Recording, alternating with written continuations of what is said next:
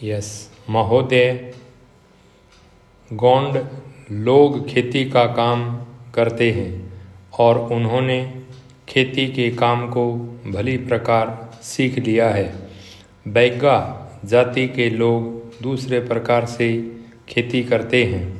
यह एक स्थान से दूसरे स्थानों को जाते रहते हैं।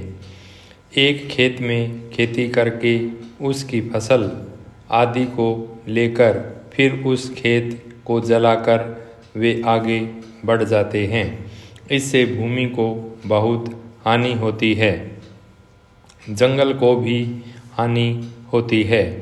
वे जितना परिश्रम करते हैं उसका उनको पूरा फल नहीं मिलता। सरकार ने उन लोगों को यह समझाने बुझाने का निश्चय किया है कि वे कहीं एक स्थान में रहकर खेती बाड़ी करें तो उनको थोड़ी सी भूमि से ही अधिक अन्न प्राप्त हो सकता है और वे अधिक सुख से रह सकते हैं। आज सारे देश में खेती की उन्नति के लिए जहाँ तहाँ पानी का अभाव है, वहाँ अधिक पानी पहुँचाने का प्रबंध किया जा रहा है।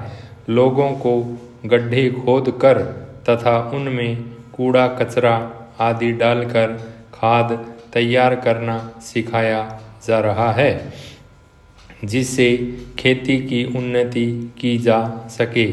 लोगों को अच्छे बीज देकर अधिक उत्पादन करने के लिए प्रोत्साहन दिया जा रहा है। यह सब कुछ आदिवासियों को भी बताया जा रहा है। अभी यह सुनकर मुझे बहुत प्रसन्नता हुई है कि सरकार ने यहाँ पर 1000 एकड़ भूमि में उनको बसाने का निश्चय किया है। उनकी हर प्रकार से सहायता की जाएगी। यूँ तो हम लोग खेती करते हैं और अपने तथा अपने बाल बच्चों के लिए अन्न पैदा करते हैं, पर सारे देश के किसानों के पास बहुत थोड़ी भूमि है और थोड़ी भूमि में अधिक पैदा नहीं किया जा सकता। इसलिए सोचा यह गया है कि यदि कई किसान मिलकर अपनी खेती सामूहिक रूप से एक साथ करें तो उससे उनको अधिक लाभ होगा। मान लो कि एक किसान के पास 2 बैल हैं, परंतु उसके पास भूमि इतनी है कि वह 2 बैलों से नहीं जोती बोई जा सकती। ऐसी स्थिति में उस भूमि में खेती पूरे रूप से नहीं हो सकती, क्योंकि वह 4 बैल रख नहीं सकता और 2 बैलों से उसका काम पूरा नहीं होता। तो यदि 2 किसान परस्पर मिलजुल कर खेती करें तो उन सब की समस्या का समाधान हो जाता है। 2 व्यक्ति मिलजुल कर खेती के आसपास पानी की भी व्यवस्था कर सकते हैं। इस प्रकार यदि कई आदमी मिलकर एक साथ खेती करें तो उनको खेती में व्यय भी कम करना पड़े और आय अधिक हो। इसलिए यहाँ सामूहिक रूप से खेती करने का प्रयास किया जा रहा है और यदि इसमें भली भांति सफल हुए तो इस चीज़ का औरों में भी प्रसार होगा और विशेषकर आदिवासी लोग जो अभी तक इस प्रकार खेती नहीं करते, इस चीज़ को अधिक सरलता से सीख लेंगे और उसके अनुसार काम करेंगे और यदि वे इस पद्धति को अपनाएंगे तो इससे उनको बहुत लाभ होगा। सभापति महोदय, इस समय जबकि हमें अपने नेताओं के अनुभव और बुद्धिमत्ता की आवश्यकता है, यह दुर्भाग्य की बात है कि अपने ज्येष्ठ राजनयिकों में से अत्यंत प्रमुख और लगन वाले एक राजनायक को हमने खो दिया है। बड़े दुख के साथ मैंने यह सुना कि बड़े सवेरे कल श्री अयंगार की मृत्यु हो गई। अपने पूरे जीवन में उन्होंने अनेक उच्च पदों को दुर्लभ योग्यता से सुशोभित किया था। अपने स्वास्थ्य तथा अपने आराम का जिसके कि वह पूरी तरह अधिकारी हो चुके थे, विचार न करके वे अपने जीवन के अंतिम दिनों तक देश और जनता की सेवा में लगे रहे।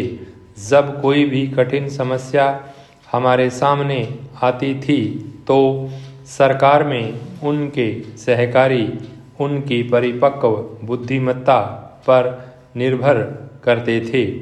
उनकी मृत्यु देश और हम सब के लिए भारी हानि है। जबकि हम नवीन और समृद्ध भारत का निर्माण करने में तथा उन लाखों लोगों को सुख सुविधा पहुंचाने में लगे हुए हैं जिन्हें दरिद्रता के अभिशाप से भूतकाल में काफ़ी पीड़ित रहना पड़ा। संसार की समस्याएं हमारे सामने बलात् आ खड़ी होती हैं और हम न तो उनसे बच सकते हैं और न अपने को उनसे अलग रख सकते हैं। मेरी सरकार की अन्य देशों के मामलों में हस्तक्षेप करने की लेश मात्र भी इच्छा नहीं है, किंतु स्वतंत्रता के साथ साथ अनिवार्य रूपेण भारत पर जो जिम्मेदारी आ पड़ी है उसको तो इसे निभाना ही है। जैसा कि सर्वविदित है, हमने संसार के सब देशों के प्रति मैत्री और शांति की नीति बरतने का प्रयास किया है।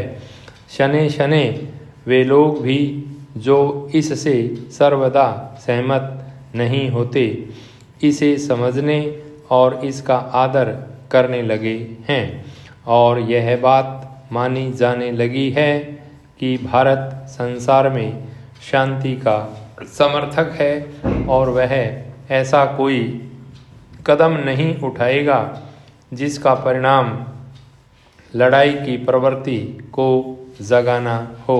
इस नीति के अनुसरणार्थ मेरी सरकार ने कुछ ऐसे प्रस्ताव पेश किए थे जिनसे उसे यह आशा थी कि कोरिया युद्ध के बारे में समझौता हो जाएगा।